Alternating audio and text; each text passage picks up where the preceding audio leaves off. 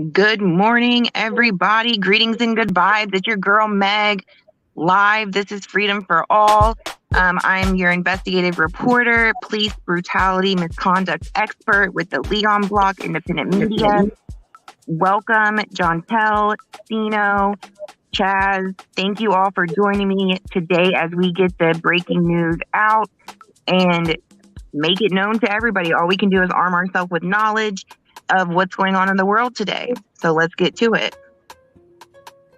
Our first story, we have an update on Lou Sanchez of Lancaster County that passed away on Monday, November 28th, around 1:30 a.m. He was enjoying himself at Prince of Subs, which is a restaurant and bar in Lancaster. 29 years old. He was in the Versatile, which is the little, it's like maybe a 6-foot space before entering the restaurant, and was tragically shot in the face, and he was fatally killed. It took a Lancaster County Forensic Center over a week for the family to finally identify the body, but we have great news. The family has finally been able to identify Lou, and they are going to be able to put him to rest here very soon. Praise the Lord. Praise the Lord, but that's a shame. It is definitely a shame. He has 2 sons. He has a baby on the way. You know, these people are hurting, and it's just so important that we bring awareness and support and uplift this family, especially, all the time, but especially during times like this. This is when people need community the most, and connecting through community is what we're here for. So, justice for Lou. We hope that the killer is brought to justice, and I hate to say an eye for an eye, but this is horrible. So we definitely. Meg, are you saying that the coroners and everybody they're done with their investigative reports? They've released, or they're going to release things to Mom? They have released as of Sunday. I spoke to Amanda Brown, which is his mother. As of Sunday, she was able to see his body. So I believe, from my understanding, he was released. And now the official funeral proceedings will begin this week. That's good. That's good. Do you know if the people, the public, are they reaching out to the family? I mean, is there something we can do as the people to, assist this family and be there for them during this time? The only thing is that I can think of, to be honest with you, is just show support and compassion. They're by themselves, going through this. And so definitely anybody that wants to reach out for support, compassion, I'm sure, you can never get enough love. And so if we can share love and, plant seeds of hopefulness instead of hopelessness, that determines which way we're going to navigate through this. And it has to be all love, that's my biggest thing. I'll always protect, directly impacted families of brutality, and just support, love. If you know the family, reach out, give them a hug, love on them. Yeah. That's what it's about. It's just being present. It's sad that oftentimes when tragedy strikes like this in our community and to our people, that we just look past it as, it's a senseless gun violence, So right. We as the people need to start stepping up. I mean, we may not have known this young man. It may have been senseless, but we still need support. The people need support, man. Support these families. Get out there. It isn't always about, online and this. Go out and hug those people. Tell them it's okay. Right, exactly. It's for the people. It's by the people, for the people. And we, the people, have to love each other and show support and get uncomfortable sometimes to, grow. And that's what it's about. Fuck the viewer. I mean, not the viewers, but the numbers. Yeah. It's not an egotistical thing. It's about love and arming people with knowledge in the community to connect and just show love to one another. That's right. My heart goes out to the family, man. I'm going to see if I can reach out and try to, just stand in solidarity with them. I'm not big. They would appreciate that. Just to stand out, Right, 100%. I appreciate that, Sino, because, like we've talked about so many times with gun violence just in general, there's no layers of support offered. And, even if a chaplain, if you're a member of the religious community, reach out to the family, just show them some love. Yeah. That's all we all need, is a love and compassion, and understanding, clarity. Yeah, we've been bamboozled to think that support comes in, cash apps and things like that, although that's needed for families. But The main thing is love. Let's get this family some love, man. Yes. And there's so much to talk about today. We have a jam-packed episode of knowledge for you guys. Pay very close attention, because the world that we live in today is not all sunshine and rainbows, unfortunately. We have Rasheem Carter out of Mississippi, I believe. That's correct. And Meg, this isn't new, is it? This is got some dates on it, don't it? Well, no, this is fairly new. This took place. He was murdered, and presumably in October, but his remains were found in November. Why are we just now hearing about this though? Because it's a news desert down there. It totally is. Now the family, now I believe it was the cousin and the aunt of Rasheem were on TYT, the Young Turks Network. Not too long ago. However, that's still kind of independent.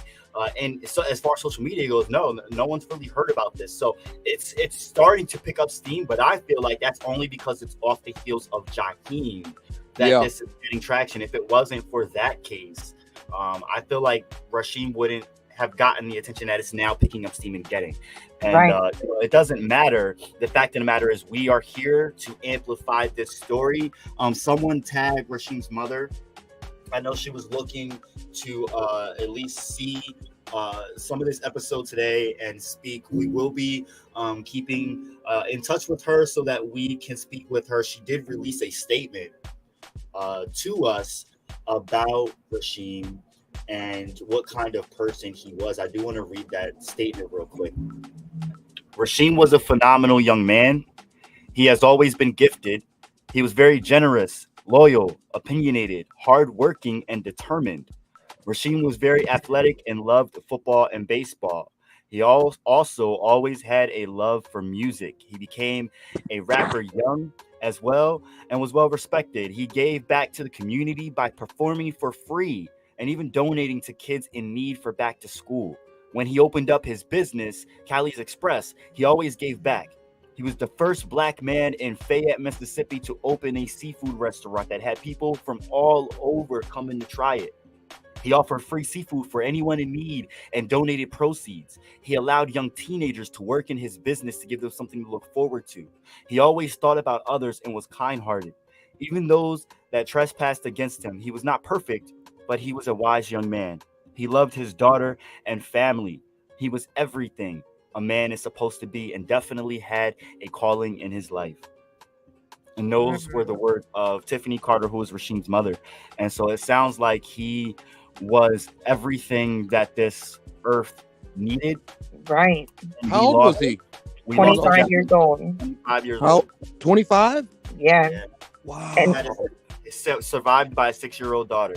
Wow. And what's so sad about this case specifically, and I think what is tore at me and John Tell's heart the most, is that, whenever you're in trouble and whenever you feel that you need to be protected, we are always taught to go to the police, that they will protect and serve. That is their sworn duty as a police officer when they are sworn into that position, is to protect and serve. The police failed this young man because he went there and said, I am afraid for my life. Talk about it. I need your help. I need to go home. And the police said, because this is not in our jurisdiction, that we cannot help you. That is morally corrupt as fuck. Excuse my language, everybody. But they could have given this kid a ride. And that ride could have potentially saved his life. I've never known a black man to run to the police and ask for help. Right. So for him to run to the police and ask for help, he was in danger. Exactly. At least that's what it sounds like to me. Exactly. And this was not, he didn't just run to them one time. They even disregarded him as much to say, you can't sit on this bench and wait. He was supposed to die. They wanted him to die. They were in on it. There's a conspiracy in this town. There is a conspiracy in this town. We are convinced. The town, the family and friends of Rasheem came to the town to bring awareness and put up signs looking for him. This was before the body was found. They were trying to bring awareness because their family member was missing. What did the town do? Ripped down the signs and said, you're trying to make us look bad, or as if we're covering something up. Yep. Well, you're ripping down signs. Of course, you're covering something up. Right. They are a town. I did some geographic stuff with this information yesterday. The town is 75% white population. There's 10% black people in this town. That's majority of America. Shit. And so what makes me feel as if it's a cover-up, everybody knows everybody. And you know what? I'm glad Chaz did say Fred Cox. Shanika, if you are listening, or Tanika, I'm sorry, if you are listening, please reach out to this family, because this kid his smile reminds me so much of Fred.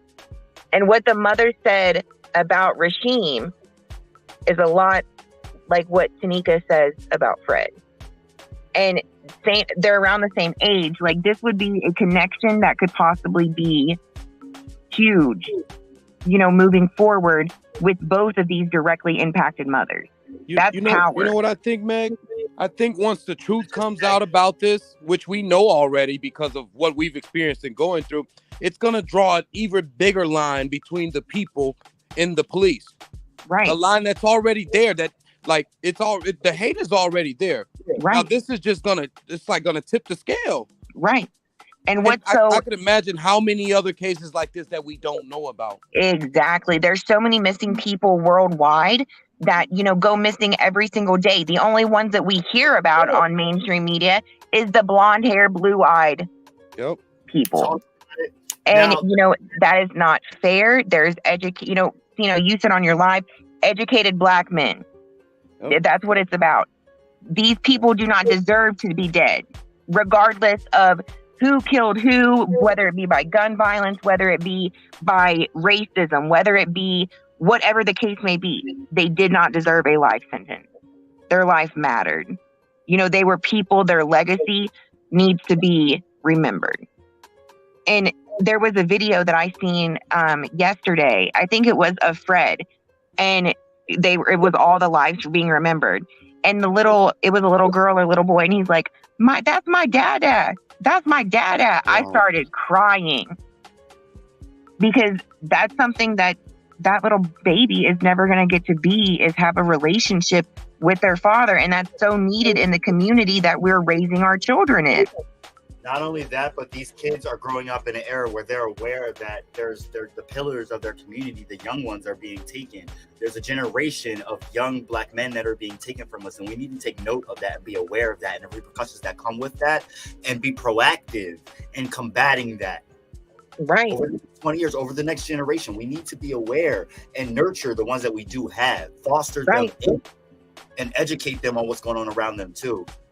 Let's give a quick synopsis of the breakdown of the story for Sino and Chaz and the viewers, so everyone knows what happened to Rasheem really quick. Yes. So they're saying still unanswered questions surround the case of a missing Fayette man whose decomposing body was found on November 2nd in Taylorsville. In early October, Carter went to the police department in Taylorsville to report that some men in a white truck were after him. He told them that someone was trying to harm him. And I heard him when he said, they told him he never said someone was trying to harm him, said Rasheem Carter's mom, Tiffany. Little did they know I was on the phone when he said it. He told me on the phone personally that it was three white trucks full of white men. He waited nervously in the police station, pacing back and forth, and asked the officers for a ride back to Laurel, where his hotel was, said Sino's aunt, or Carter's aunt, Felicia Cajo. Cajo says they refused because it was out of their jurisdiction and claimed that they had no room for him to stay. Laurel is 30 minutes away from Taylorsville. They are not able to prosecute somebody out of their jurisdiction. This is my personal knowledge, but they are able to give you a ride. Those officers sit around and eat mother freaking donuts and coffee, and they got time, or smoke cigarettes, or whatever they do. They could have easily gave him a ride. There was a mob ready to lynch someone at sundown, and the cops were ready with their popcorn, wanting to watch and ready to cover it up, standing back and standing by. That is my assessment. That is what happened. Right. And there is the family member of the lieutenant of the police chief is where his remains were found. That is not a coincidence. Wow. That is insane. And so they're saying Smith County Sheriff Joel Holston responded by saying Rasheem Carter did not indicate he was in any danger when he came to the police department. So what the fuck was he doing there then? Right. He was just chilling, because that's the cool place to do is, chill with the police these days. Especially for a black man. Especially for a black man. So to them, he never seemed to be in any distress or anything, and he never mentioned anything about being in immediate danger, Houston said. They offered him a phone call, and he said he had a phone. They even offered him a charger, but the charger that was available didn't fit his phone. So he was trying to find a ride back to Laurel when he came in contact with the police. Where Carter stayed the night is unclear, but he returned to Taylorsville PD the next day, and according to his family, received no assistance. On Sunday morning, October 2nd, a family friend, Isha Green, informed Carter that they were coming to pick him up, which would take several hours. Once Green made it to Taylorsville, she never did find Carter. Let me stop you really quick, because there's something that just dawned on me that it's not in this, but it did happen. And be aware of this, because this is what really freaked Rasheem out. And he was on the phone. He was not on the phone. He did have his phone. I'm not sure if he was on the phone when this happened, but this was caught on the cameras of one of the convenience marts that he went to get seek safety and refuge in. Okay? Mm-hmm. Pay attention. He came into this convenience store. Surveillance camera caught him witnessing a call come into the convenience mart, and the employee look at him and say, yeah, he's here. Huh? It freaked Rasheem out, and he fled from the convenience mart. This is a conspiracy with the town, y'all. This is a lynching, is what it sounds like. Yep. It makes me remember Dante Perez Jones. Yep. Yes, it is exactly that. Except we have documentation of Dante Perez Jones actually being hung from a playpen at a playground behind the police station. Right behind the police station where the cameras faced him, but they don't have the footage. But he was lynched, literally lynched. Here comes the devil's advocate. Here he comes.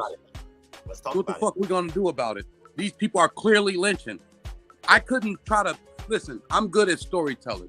I could probably even convince you that it wasn't a racist act there, that the police didn't do anything. But in this instance, there's no way. Right. What the fuck are we gonna do about this? Right. So they're saying later he was seen on a landowner's camera seeming to look around with a stick in his hand. It looks like he knows that someone is after him, and it looks like he has a stick in his hand. So I don't know if someone was chasing him, but he has bruises and a gash on his hairline. And this is from his mother. Wow. Family stated that 2 days after he couldn't be found by the family friend, someone withdrew $500 from his bank account. Carter's family doesn't believe that it was Rasheem who withdrew the money. They also believe that he was murdered on October 2nd. Some cameras where ATMs are roll for like 30 days, and I want to say deletes and rolls again for 30 days. So they now have a timeline on the information from the footage or wherever it was, Tiffany Carter said. Whoever drew the money out, the Smith County Sheriff's Department knows is a time frame when to check that footage. From my understanding, they have been going back and forth with Chime to get them to release the card number to see where the money was withdrawn from. It should not take that long. These people are in positions of power. Get real. Listen, they can get a subpoena for something that ain't true in a matter of minutes. Exactly. Then call the judge. They'll serve the search warrant, then call the judge. Wake up. Why the fuck did you wake me? Well, we took care of the search warrant already. We just need you to sign it. If anybody got his phone and he got I've had a Chime bank account. There's an app for it. It'll show exactly where the fuck you got your money out from. Time, date, everything. Exactly. Which ATM. The police can go to the bank and request the footage. Same day they'd have the information. At least same week. I'd like to know how far away that ATM is from the police station, from the hotel, and from his spot that he was discovered. And John Tell, it does say that. According to the family, went to the store before he disappeared. That's whenever they told them that, yeah, he was here. It said that in the next paragraph. This is absolutely insane. America, wake up. All the way up. Come together. Save your people. We all bleed the same. It's not about like all the like. This is crazy. This is a tiny rural area in Mississippi. Ain't the key, but I'm ready to fight. I'm ready to stand up for my people because they're committing violent acts. Okay. And what am I supposed to do? Go to the court and say, hey, I just want $1,000, $1 million because they killed my son. There's no compensatory damages that could ever be paid for a life. Right. Fuck that. And we were raised like on the streets about an eye for an eye. I be wanting their blood now. But we have to salute to figure out a solution that's going to get. It is a solution, but at the same time, we got to protect and arm with knowledge to be able to salute it the right way. Knowledge ain't getting us nowhere, Meg. We got knowledge that this happened. They're not telling us what happened. That's the knowledge. We know what happened. So everybody that hears this stream right now, contact the Mississippi State Attorney General's office. Turn these fuckers in. This police department, Taylorsville Police Department, Laurel Police Department, turn them in for color of law violations. They are abusing their power. Explain color of law, Meg. What is that? Color of law is whenever somebody holds a position like a police officer, anybody in a position of power, and they are abusing that power to hide or cover something up. This is exactly what it seems to me as is happening. It's also called the Brady Law, where the DA and state withholds information. Too. Corruption from the start to the finish. We want to see the autopsy. We want to see what they. Now, granted, I have to wait a year to get an autopsy. If the mother has the autopsy, I'll gladly go over it and use my resources to have them go over it too. Because the body shows a lot, decomposed or not. Right. So, Meg, what you think we can do as the people, though? If we had to reach 1,000 people, what would you think? What would be our message? What can we say to them, or what can we do to influence people to help? Support this family. Demand whatever they want you to demand. We demand transparency. Those officers, there's body cameras when they speak to him. There's cameras in the building, the police station. How was he handled? Now we're going to attack your practices, your protocols, and your standards of the police department how they run their shit. Let's go. Let's go, man. Listen to this real quick, because if anyone, I know that there's people down there trying to find information, and my suggestion is we take matters into our own hands and get people down there searching around the town and looking, get numbers to Taylorsville and make these people feel uncomfortable, because apparently Carter's mother states that Rasheem messaged her the name of the person who would be responsible for his death if something was to happen to him. Due to the sensitive nature of this case and the as yet unproven assertions, the Vicksburg Daily News will withhold that information for now. That's interesting. Right. On November 2nd, Carter's body was discovered in a wooded area on private property. And as I told y'all, it's the private property of a family member that is the family member of the lieutenant of the police of the town. Keep that in mind. Right. According to the family of Carter, of Rasheem, he had his Super 8 hotel key and his wallet along with his chime card. And he also had what appeared to be a cell phone battery, but not his cell phone. And she said, we believe it to be a cell phone battery, but it had to have been in the woods for several weeks and we weren't able to locate a phone. It may not be a cell phone battery. It possibly could be, but it was sent to the crime lab as well. The body was discovered by the Smith County Sheriff's Office in a pine tree plantation. Hold on, pause. You see the wording on that? Yeah. You see the wording. People, if you talk to people long enough, why do you think the cops hold criminals? Say it again, Jatel. I'm sorry, Meg. No, you're good. The body was discovered by Smith County Sheriff's Office in a pine tree plantation with the help of cadaver dogs from North Mississippi. Houston confirmed a cell phone charger, a vape, all of his bank cards, car keys, and cash was found on the body.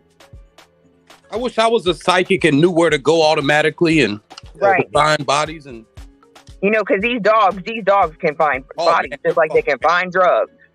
No, they're mentally they can zzz and zap and find you right away. Out of a whole state and county, they know exactly where to go. And it just so happened to be a plantation. Wording is everything. That's why the cops sit there and ask you things millions of different ways, the same question, just millions of different ways. Because you will incriminate ourselves by nature. Yeah, because the language. Body language as well. Why do you think on a polygraph test you start sweating and they want to like have those chains and shit at your sweat glands? Why do you think they watch your blood pressure? I've had a polygraph done on me before. But guess what? His remains are still in the possession of the Mississippi Crime Lab awaiting an autopsy. So Tiffany has yet to see the remains of her son. So this happened in September. Now we're talking about 2 months later, going on December. 3. Right. So there is such thing as, like that, the go-to coroner thing is, we are understaffed. That's some bull crap. Mississippi, get it together. As we know with Jaheim and countless other cases in Mississippi, and the stark disparities between races and demographics, we already know they've been needed to get their shit together. This is even, in my opinion, I feel as if this would be classic Department of Justice hate crime. Make a hate crime complaint, everybody. We'll post we'll post the search in the comments. I want to speak on that too. When we say, can you hear me? Yes. When we reach out to these people and these organizations or these people we call hate crime, we need to be careful also, because just like we said, that whole town is connected. So why wouldn't I make a special division for people that go against me, call it the hate crime, and put my people in there to monitor the hate crime? I understand what you're saying too. I'm saying from experience. Intimidation is real, and that's in every county. Be careful when we reach out and watch what we say. As far as the people, independent media can say what the hell they want. Right. Big organization. Need to be careful and really talk to this family and figure out their wishes. See what they want from the people. We're not coming in as activists.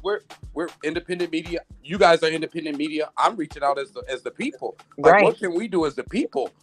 And see, a lot of these complaints as well that can be made, they can be made anonymously, but it doesn't mean that your IP address isn't tracked. Nope. And we need it in the masses. It has to be in the masses. Right. We have to move as a unit. Yes.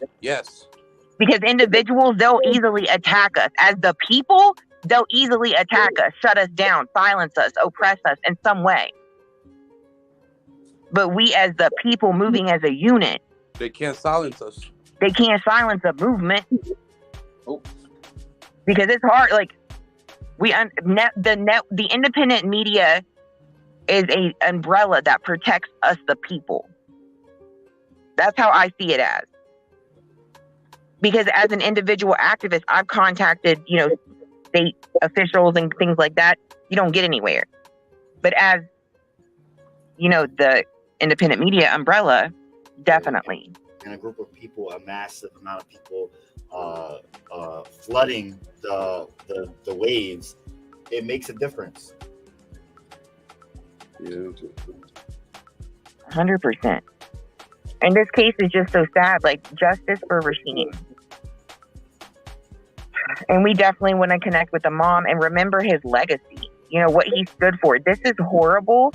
And, it's horrible that the mainstream media doesn't reach out. But it's all, and give a huge story about this because his life mattered. And it's very odd. The inconsistencies and patterns of this disappearance doesn't fit well with my soul. Because he went for help. And the police failed him. They neglected his rights. Yeah, man. It's kind of throwing me for a twist now because it goes back to, again, these sundown towns. And I'm sorry I keep referring to that, but when we're in towns like this and things, listen to their language. It shows that they have everything covered before we could even find it. Let's cover all our grounds, you guys. Right. Let's make sure our corners know this. Let's make sure our media knows this. And I had a town in Missouri that, because I've done investigations, of course, all over the world. And I've had a town in Missouri that people would come to the coroner's house in trench coat. The ex-wife told me. And you tell me that ain't some underground shit. And I know exactly what you're talking about from a white perspective of the sundown shit that you be saying. Because there's signs down there in the southern states. Yeah. Don't let, where I grew up, Sino, they had that. Where my mom grew up. Like, it was there until almost 2000. A sign that said, "Don't be caught out past dark." Yeah. That is despicable. And again, it goes back to these before our time, a generation or two before us. These people were mating with family members, and everybody was producing with each other. So these towns are full of people that's related. Right. They do dinner, breakfast, they're all together. dinner, lunch. Right. When they ask for money for the county and the town, it goes to the county and town, the people in the county and town. Right. In a smaller town, the more connected the positions of power are. Yeah. So we have to definitely stand, we stand behind, as the Leon Block, Freedom for All, the Urban Conservative, we stand behind Tiffany Carter any way that we are able to assist you, give you support, compassion, love. If you want to come on here, raise hell, I got you. If you want to come on here and cry and talk about who he was, the person, we got you. If you want me to come and raise hell, I got you. Shit. And I mean good trouble. Nothing but good trouble, man. Exactly. We need voices like that. We need angry people out there. Right. This is upsetting. Exactly. And as long as we sit back and let's just parade around and say okay, and while this mother mourns for her child, and these people offer her compensation of money. Right. They can't silence the ones who won't sit down. No, they definitely won't. And I was told a long time ago, get down or lay down. I ain't doing either. So that's, we need people that's going to stand there, stand at the front, stand at the back, and protect everybody in between. That's right.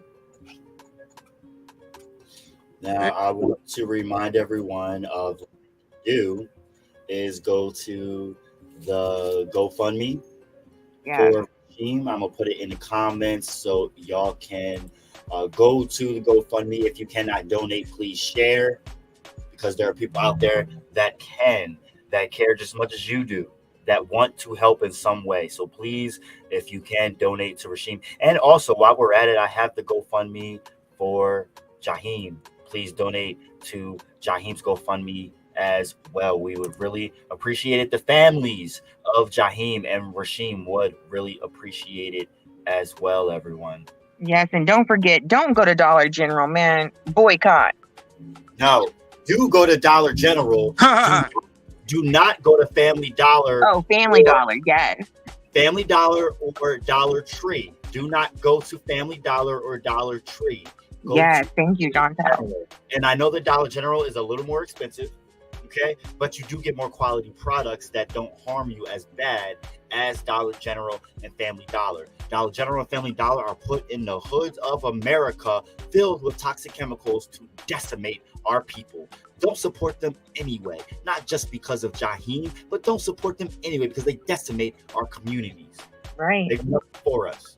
I say shut them down. Right. I say go there and shut it down. Shut it the fuck down. Because that's the only way we get heard, man, when we fuck with their money. Right, you fuck with their money, you get heard. Yep, capitalism 101. Yeah. You know how many people pockets are getting touched? We shut down the highway, man. We touch their pockets. Touch their pockets because they're touching our lives.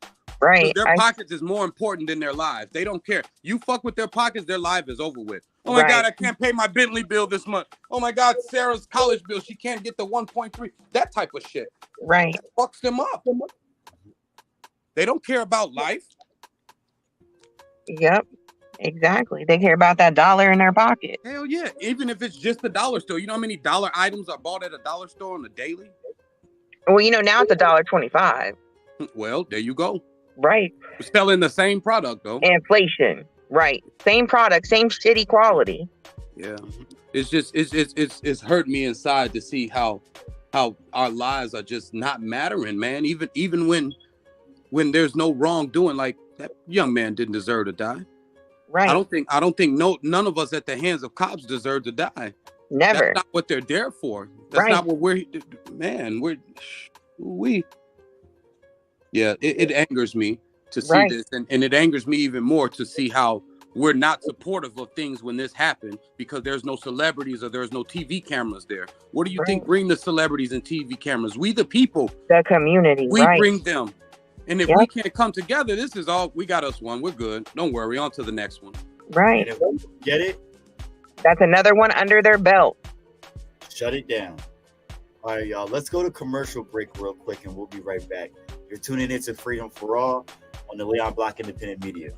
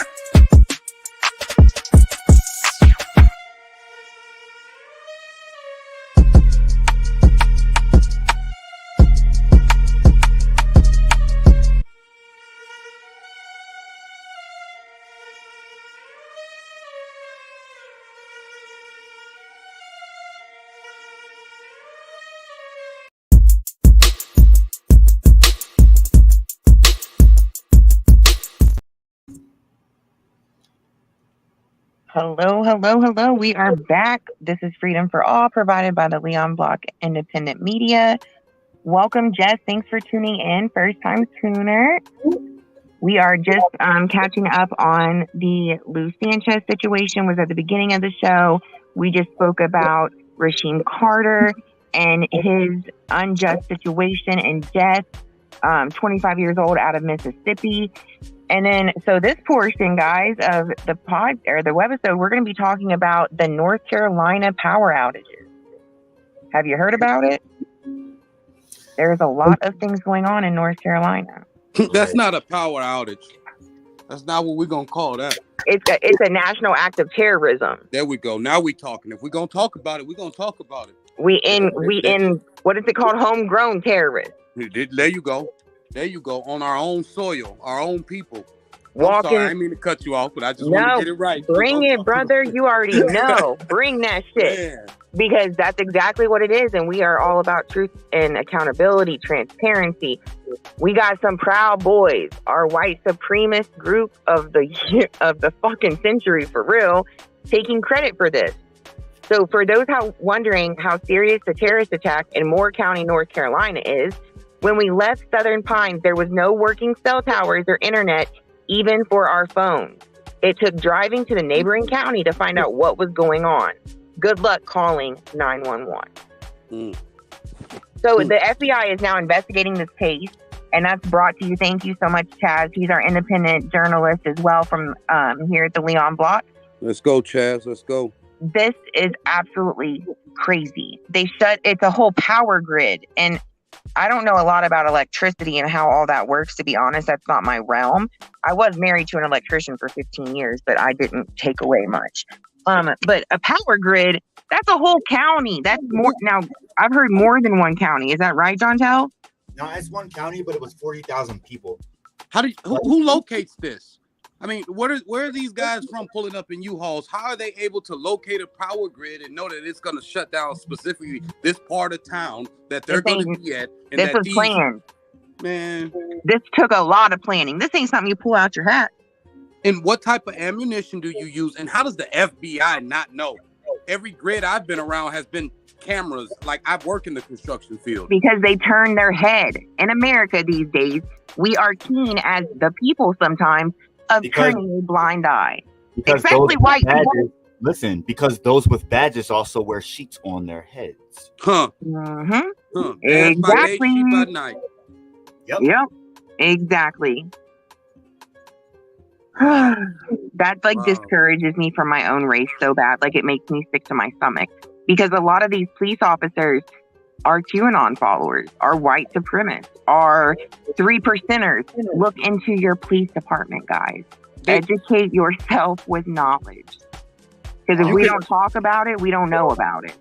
Check this as well. Nazis targeted a kid-friendly drag music art show in Lakeland, Florida. Attendees were stuck inside the venue when they were surrounded by the building, and local cops sat in their cars. This was at least the second rally against the LGBT community that happened just in Florida that day. That was on December 22nd. That was on December 3rd. What are we scared of, man? This is clearly color of law violation. Yeah, you've got those two incidents, and then the incident with Club Q, and then you've got that incident in North Carolina, and this is just amongst the LGBTQ community.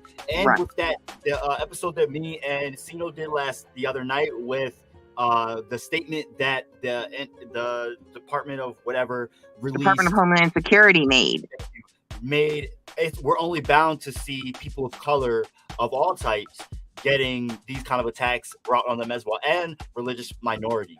So everyone should be aware and on alert and coming up with plans as to what you are going to personally do about this. Every family should have some kind of plan and contingency.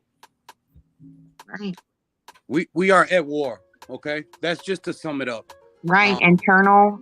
Yeah. The war is here on our land. It just so happened the war is being raged on colored people or people of different nationalities or agenda that don't have the same propaganda as the government. Right. We are at war with the government. That's in our Constitution. It was written. It's called a tyrant government. What do you think the right to bear arms come from? To create a militia. Right. We're supposed to be creating a militia when this goes on.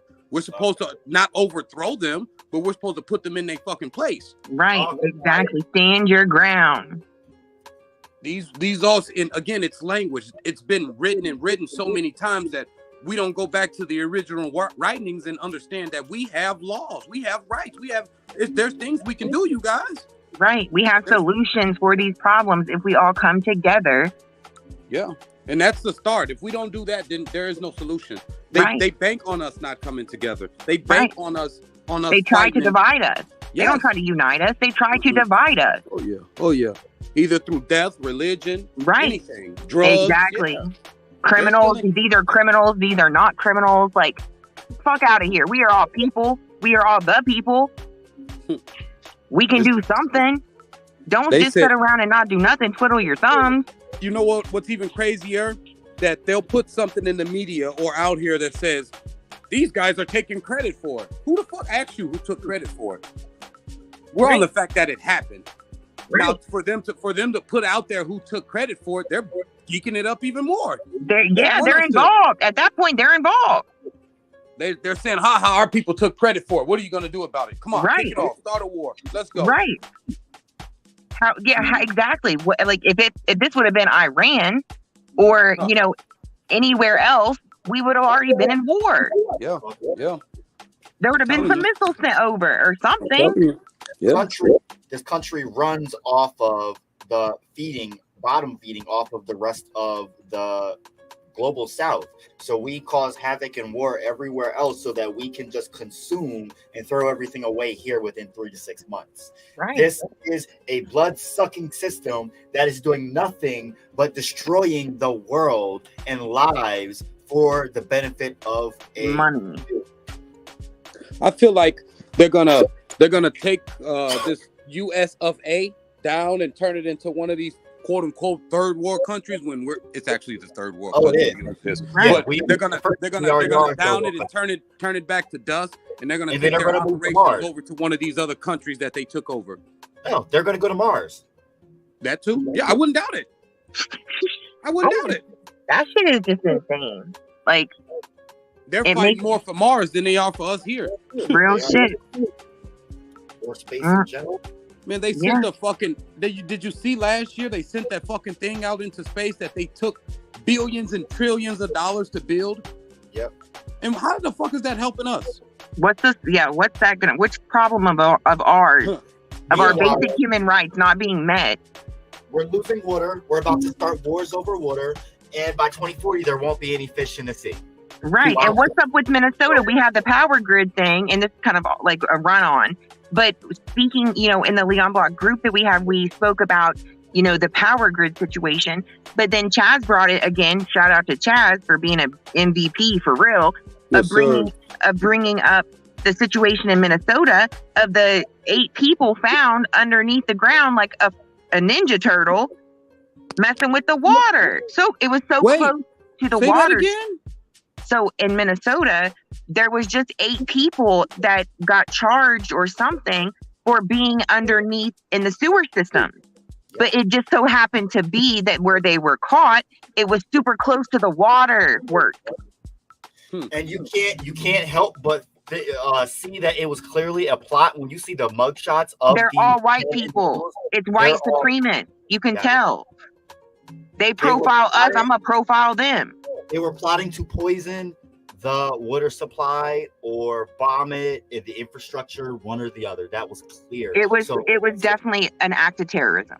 Yes, let's look at the bigger scope here and tie it all together. There are plots to kill, harm, damage, maim. There is a war against most of America right now by one little piece of the sector of America that is indicative of everything that Trump egged on, but worse. Right. Think about Proud Boys and Boogaloo Boys. They're going to start taking control of these kind of acts, just like ISIS was. Yeah. Right. You know what I'm saying? And they're more destructive than ISIS in a way because they're right here in front of our faces. And they're being led by our people. Right. Yes. By unknowledge. It's ignorant. And you know what? Through ignorance, our people, poor, black and brown, doesn't matter. We fund it. We help fund it, help enable it, and help perpetuate it. We need to stop it. Because of the lack of knowledge. We need to stop it because of lack of knowledge and willful ignorance.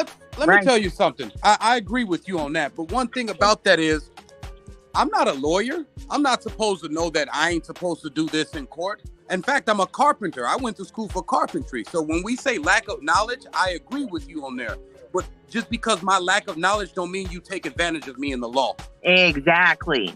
Just because I don't know about the water supply don't mean you take advantage of me and give me bullshit water. Right. So everybody in Minnesota, this is just my personal opinion. Boil your water. Don't try. It makes me want to boil my water in Pennsylvania. I swear. Talk about it. Like, boil your water. Protect yourself. Not only your community, protect others. Love and show support. A little off subject. You said Pennsylvania. In fact, I was just watching a video about a cop pulling over the fire marshal, a black fire marshal. And anyway, he didn't know he was a fire marshal, and he comes running all these laws down to him. And the cop says to the fire marshal, he said, "What, are you going to change the world?" He says, "No, I'm just going to stop y'all with this bullshit. It ends here right now." To hear the fire chief step up like that just made my day here in Pennsylvania. Yeah, it's a hell of a story. That's what's up. We're going to share that on the Leon Block page. Yeah, it's a hell of a story. Yep. Stay tuned. Because that's what's up. That's how we got to stand as a unit. Yeah. Because individuals not being in positions of power, they're not going to listen to us. It makes it even worse. He was talking to a black man. I mean, It doesn't matter the race. Black people do wrong shit too now. Don't get me wrong. Right. Hey, look, ain't nobody. Okay, I've seen it with my own eyes. Right. I'll call them whitewashed if you want to call it that. I don't have no problem with white people, but those acts are whitewashed acts. Right. 100%. I mean, I'm not expecting him to pull me over and let me slide because I'm a black man. Right. I'm expecting a little more compassion of knowing that, hey, bro, you can get your hands off the steering wheel, brother. You safe. Right. You good. You ain't got nothing to worry about here. Yeah, I am going to write you this ticket, though, but you safe, brother. Right. That's the least they could do. The least they could do. That's easy. Yeah. Let me know I'm safe. Right. Take your hands down, brother. You all right. For the black mom that's got her 4 kids in the back of the car, if she drives I've seen it, in videos that the mother got off the highway, because we're from the southern states. Like, get off the highway to a lit area, and this cop got out of his car with the fucking gun drawn, like he was gonna shoot her, and she was pregnant. That's allegedly a felony stop. You're not allowed to pull over to a safe area where you can, man. That's bullshit. Yeah. Huh. The way they enforce their laws. The only way that we are able to make a change is to be the change. We the people, for the people, by the people. Yes. And so we have to, do it with love, do it with compassion, but do it with a foot up these lawmakers' asses, because they are elected officials. These are our positions, everybody. They're not their positions, they're our positions because we're putting them there. That's the only way we're going to have a change. Read these laws. I don't like to read. Chaz Neal don't like to read. It don't mean he didn't read a 300-page law to make sure it looked right. It was right. We got to hold these people accountable. That's the only way we're going to see the change. We got to get out and vote. Our voice matters. Yeah, they make a bunch of bullshit come along with it, of course, because they want to make it difficult. They don't want to hear us.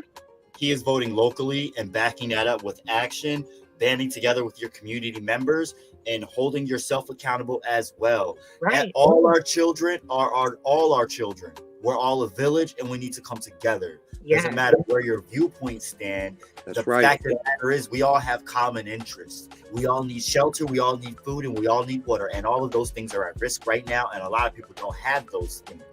We need to come together, y'all. On that note, we need to end this podcast. Is there any last couple things that y'all want to talk about real quick? Not really. I just want to commend Chaz on his work. And that's a hell of a slogan. Shut up and help. Shut up and help. Shut up and help, man. That's it. Shut up and help. Yep. I appreciate y'all for having me on the Leon Block. Thank y'all. You're so welcome. Thank you for joining us. Chantel, as always, I appreciate you. I love you. We need freedom for all, everybody. How are we going to get it? Let's go. Right. Let's be the change, y'all.